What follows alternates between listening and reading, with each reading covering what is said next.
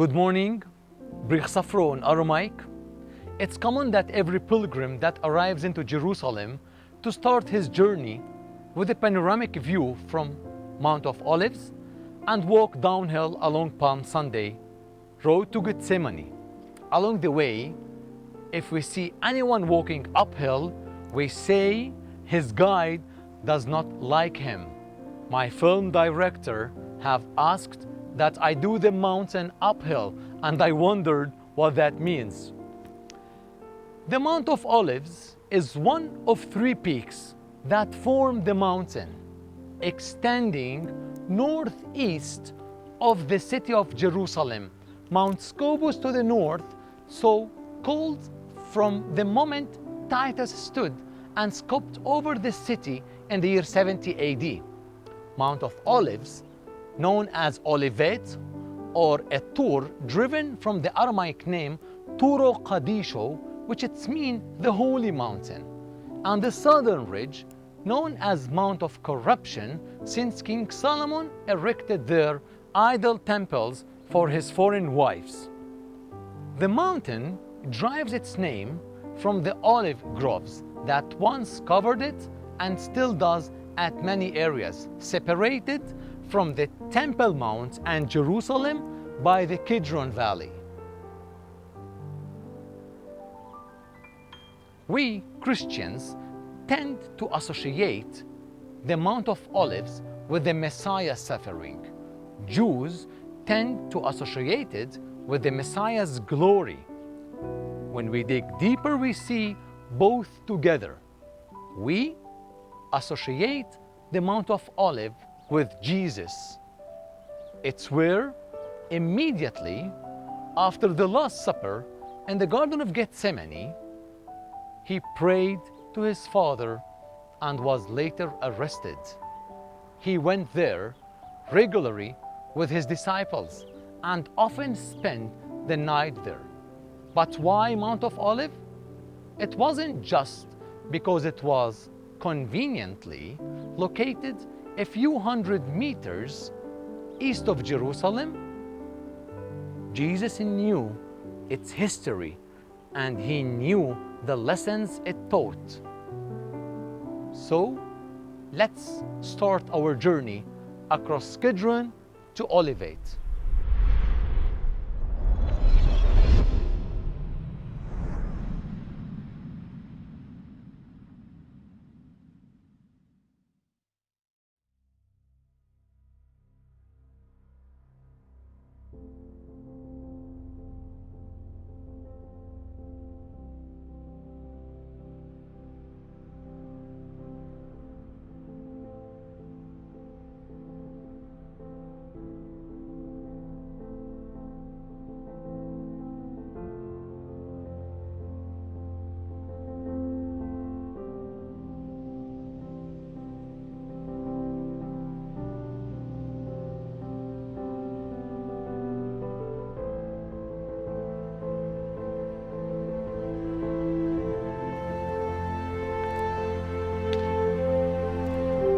Cursed is who rebelled against his father.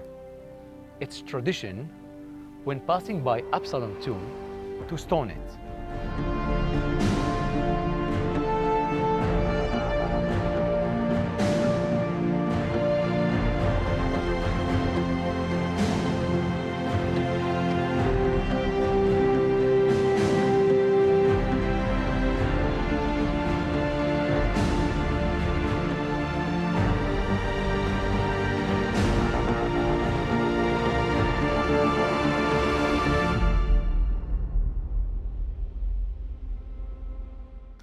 We started 3,000 years ago with King David, and just to notice that across the valley, south of the southern eastern pinnacle, lies the location of the city of David. 1,000 years before his great son Jesus made the same journey, King David was forced out of Jerusalem, rejected as a king. When he realized what was happening, he said to his followers, "Arise." He left Jerusalem, crossed the Kidron Valley, and made his way up Mount of Olives, where we are standing now. Like Jesus, David made the journey because he had been betrayed by a friend who would later commit suicide by hanging himself. Later, David would write, "Even my close friend, in whom I trusted, who ate my bread, has lifted his heels against me." David's rejection meant he took with him only his most loyal friends, whom he protected from his enemies. Later, Jesus was also protect his enemies from his friends. Friends, let's go further up with David.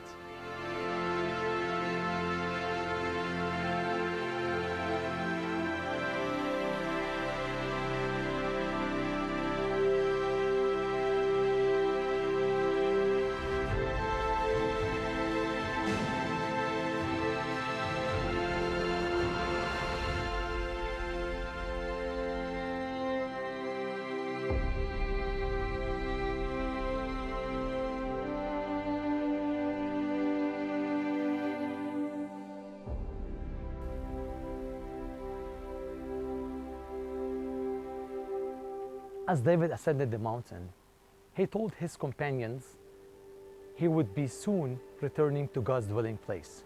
He didn't pray for his own desire, but that God would do what he willed. Near the summit, the place where God was worshipped, he received sustenance for the ordeal ahead of him. Is there the comparison end? As David ascended the mountain, he wept and mourned for himself and his sin. As Jesus descended the mountain, on a slightly earlier occasion, he wept and mourned for Jerusalem. Whereas David's companions were faithful and stuck with him, Jesus' companions deserted him and denied him. David suffered for his own sin, which he contributed to his temporary downfall. But Jesus suffered for our sin. Both experiences show us God's mercy. By God's grace, David escaped from his persecutors, just as had promised equally. By God's grace, Jesus submitted to his oppressors to suffer in our place, again, as God had promised.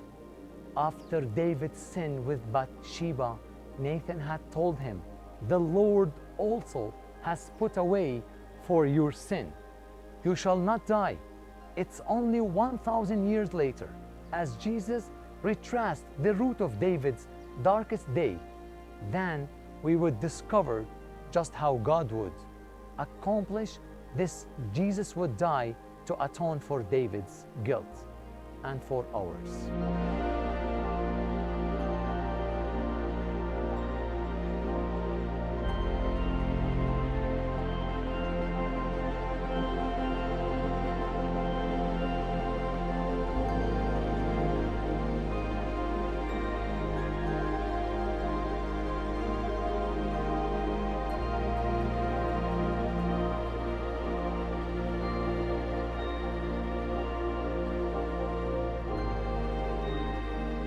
Referring to Jesus' suffering, we have from here a great view over the city today. It's a bit different than what Jesus would knew. First, as a result of the Roman destruction of the city, fulfilling Jesus' prophecy, and second, to the changes that occurred as a result of the Roman rebuilding the city, calling Aelia Capitolina. And last but not least, Ottoman walls, construction that left Mount Zion outside the walls. We started with Mount Zion, where Jesus has his Passover meal, down into Ghenna Valley, across the Kidron to Gethsemane below us, arrested, dragged to Annas Palace, Caiaphas Palace, Temple Mount, toward the Antonia, where Pontius Pilate resided, then across the city to Herod's twin palace, where he stood before Herod's, Antipas sent back to Antonia, where he has flogged, crowned with thrones, and set on his way to Passion, carrying his cross to Calvary, where we can see the Church of the Holy Sepluchre.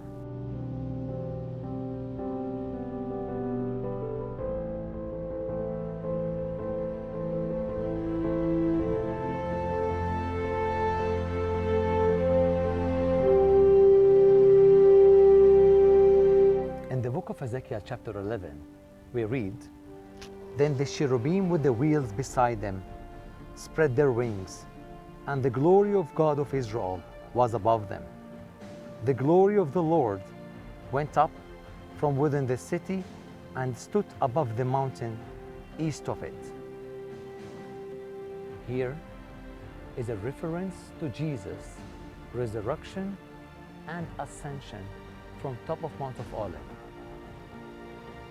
There is a long delay until Ezekiel 43, when the glory of the Lord finally returning triumphantly from the east to the New Jerusalem. Then the man brought me to the gate facing east, and I saw the glory of God of Israel coming from the east. His voice was like a roar of rushing water, and the land was radiant with his glory. The glory of the Lord entered the temple through the gate facing east. Well, let's go to the top of the mountain where Jesus' feet to stand on his return.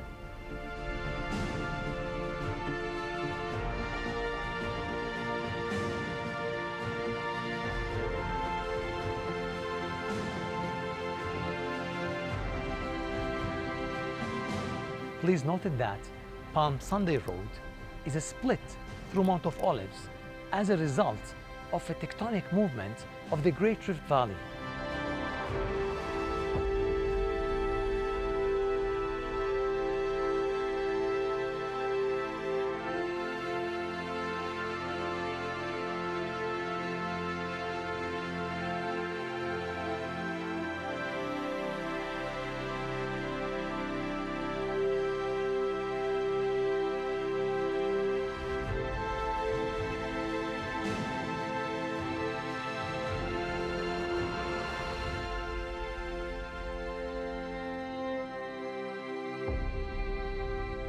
In Matthew 24, we read that Jesus left the temple, and scripture says, as Jesus was sitting on the Mount of Olives. Here, Jesus talked about the sign of the end of the days, reflecting the words of Zechariah the prophet, chapter 14, where he mentioned that Jesus' feet will stand on the Mount of Olives east of Jerusalem, and the city to be raised and living water to flow from the throne of the Lamb.